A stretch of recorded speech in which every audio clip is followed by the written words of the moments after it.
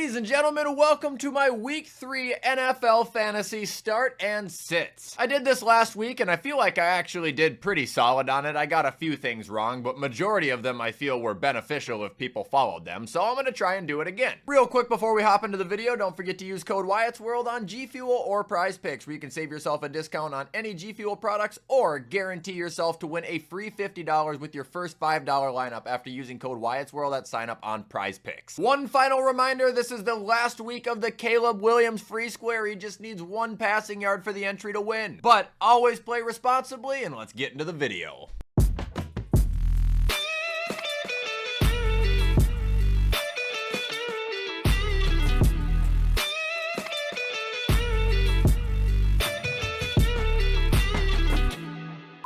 Okay folks, so to start this video, I will be starting with a new segment I like to call the medical tent, and that is where I go over all the key players who have red marks next to their name and whether you do or don't need to worry about them. So to start off with the two who people probably don't need to worry about at all, those are Justin Jefferson and Josh Jacobs. As far as I'm concerned, Jefferson's been practicing in a limited capacity all week and literally told reporters yesterday he is for surely playing week 3. As far as Josh Jacobs goes, he's been dealing with a back injury that's been lingering on him since last season. They say it's just precautionary and nothing to worry about. All right, moving on to the next tier of injuries. I like to call these the less likely but still pretty likely to play candidates. You know, they haven't said if they're gonna play, but I think it's looking okay. So first off, we have Nico Collins with a hip/foot injury. He's been practicing all week and is trending to play. Next, we have Justin Herbert. He has been questionable with an ankle injury. Also been practicing in a limited capacity, but there's been no talk of anybody else taking snaps in week 3 besides him. Next up, we have CeeDee Lamb, another ankle injury. He has been practicing limited this week, but as far as I'm concerned and what I've heard is trending to play. And lastly for this category, we have George Kittle, who sat out of practice yesterday with hamstring tightness. However, I've been told to watch his participation on Friday. If he practices even in a limited way, there is a good chance he will play Sunday. Now we have the least likely to play questionable players, starting off with T. Higgins. He's been battling a hamstring injury, finally returned to practice limited on Thursday, but still seems a little bit raw to me. Next up, we have Jordan Love, 2 weeks off of an MCL sprain. Questionable, did practice yesterday. I would not start him even if he does play. And then we got Jordan Addison, a guy who has not practiced all week, but is optimistic about playing in week 3. Well, I hate to be the bearer of bad news, but if it's Friday and you have not practiced yet, I feel like there's not a good chance you're gonna play this week. And ending the medical tent now, we have the players who are extremely doubtful to play. So first and foremost, we have Cooper Kupp, Deebo Samuel, and AJ Brown. I'm pretty sure it's been confirmed all 3 of them will be missing multiple weeks at this point, even though they are not on the IR. After that, we have Joe Mixon, who has not practiced all week due to an ankle injury, not looking good for him. Then we have Keenan Allen, who also has not practiced all week due to a heel injury, wouldn't count on him playing. And ending, we have Kenneth Walker, a guy who has not practiced all week due to an oblique injury. Now, while he hasn't been downgraded to out yet, I just feel like the chances of him playing week 3 are slim to none.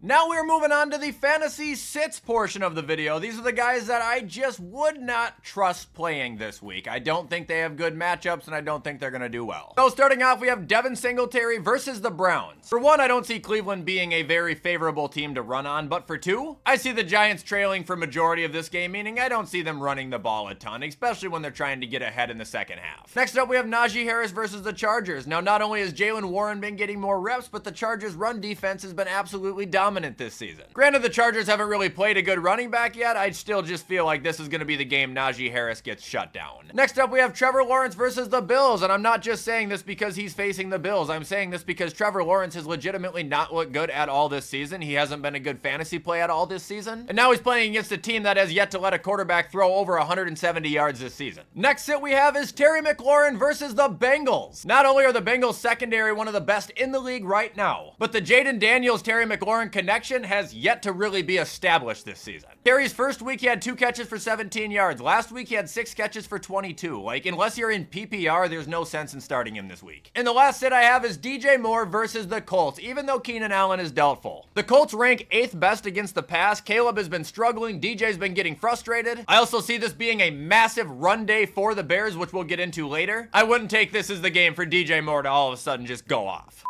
All right, and now we will move on to the fantasy maybe starts portion of this video. The fantasy risks, the guys that you could play because they do have upside, but there's also a chance that they flop. So right away we have Brandon Cooks versus the Ravens. Ravens pass D has been atrocious. Dallas has been throwing the ball all over the place. CeeDee Lamb potentially being a little injured could make increased role for Brandon Cooks, as well as Dallas's run game just being abysmal. Next up we have Demarcus Robinson versus the 49ers. Now I don't like this matchup because the 49ers are really good for nobody unless your name is Justin Jefferson, but Demarcus Robinson is going to be Matt Stafford's #1 guy alongside, I guess, Tyler Johnson, but I feel like Stafford and Robinson do have a good connection. It's just how many times is he going to be able to get him the ball? Moving on, we have Quentin Johnston versus the Steelers. He's actually having quite a good year so far, and last week he towered over JC Horn. It's just I'm not sure I like the Steelers secondary versus him that much. If you really need a flex play, I think he's worth a shot. Now moving on, we have Zach Charbonnet versus the Dolphins, especially if you're in a PPR league. If you're in a PPR league, I would start Zach. If you're in a standard, it would be like a maybe. For one, Kenneth Walker obviously hasn't been practicing all week, and for two, Zach in the pass game has been very effective, even though his running has been a little bit lackluster so far. Regardless, you can expect him to at least have a big workload this week, getting a lot of touches. Moving on, we have Cam Akers versus the Vikings. Joe Mixon hasn't practiced all week, and Dameon Pierce is battling a hamstring injury. I think Cam is in line to have a big workload versus the Vikings. It's just how much can Cam Akers do versus the Vikings? Moving on, we have Malik Neighbors versus the Browns. I don't typically love any offensive player versus Cleveland. However, I do think Malik Neighbors is extremely special, and that alone is giving me a reason to believe that he could do something against the Browns. It's just, is Daniel Jones gonna have enough time to get him the fucking ball? And last maybe of the week is Anthony Richardson versus the Bears. Obviously, AR is always gonna have that upside with a nuke of an arm and his legs that can run through a brick wall. However, the Bears defense has been rock solid so far this year, and Anthony Richardson has been as wild as a mountain scenery. As much upside as AR has, his inconsistencies worry me this week.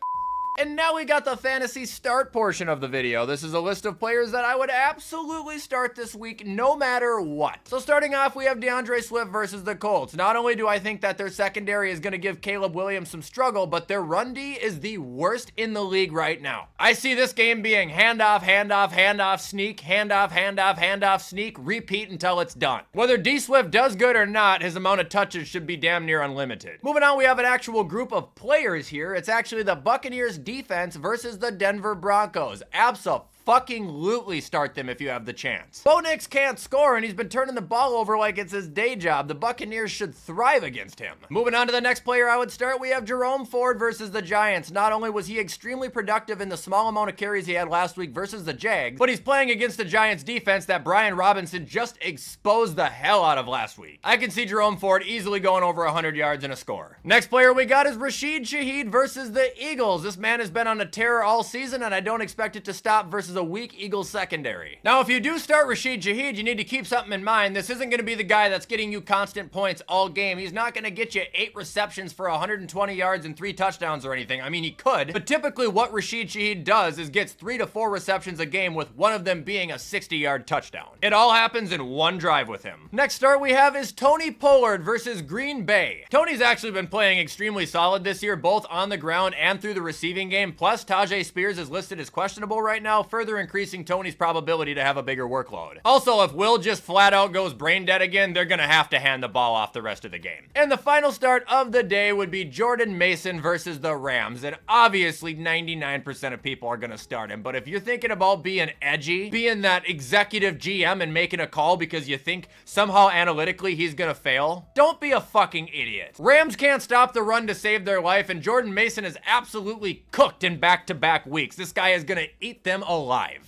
And that is going to be it, ladies and gentlemen, for this week's episode of Fantasy Start and Sits. If you guys like these videos and you want me to do them weekly, make sure to show them support, because I'm on the fence about it. I'm not really sure if it's something I'm going to continue with or not, but it's something I do enjoy doing for now. Also, if you guys want to show any other form of support, please do it, because you guys know I appreciate any and all help. However, with everything I just said, I'm going to get this edited so you guys can watch it on time. Have a fantastic rest of your week. Good luck to everybody's fantasy team this weekend, and as always, I will see you in the next video.